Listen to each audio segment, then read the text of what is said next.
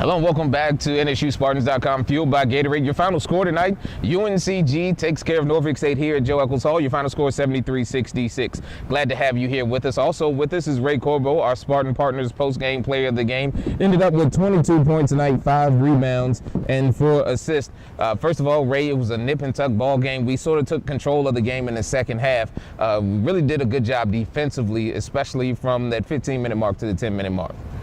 We did, but end results is what really matters, and we just let one get away here. We just really got lazy, got really lackadaisical on the boxing out portion of our game, and that's what killed us. I think one good thing that we see from this year's team is the ability to make runs, but also counter runs. And late in the game, we just didn't have that spunk. Talk a little bit about what it was that they did that made it a little bit difficult for us.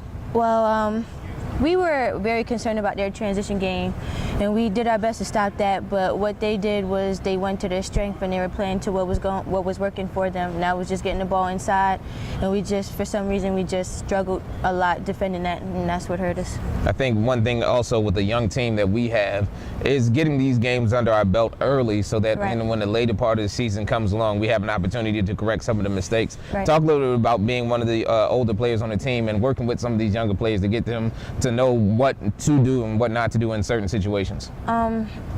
It's really, really important for all of us who are returners, even the sophomore Janelle, all of us, anyone who's returning, we have to step up because we have half of our team are freshmen.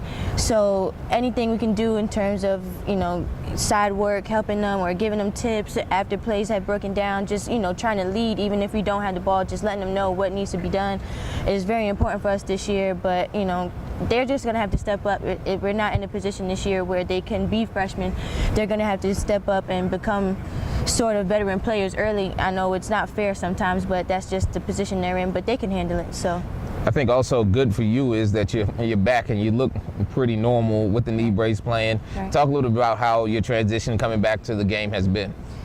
It's been hard. It wasn't easy. It still isn't easy. I have to really take care of my body because unfortunately, I'm not in a position where I can take days off or take plays off or, take games off, of course.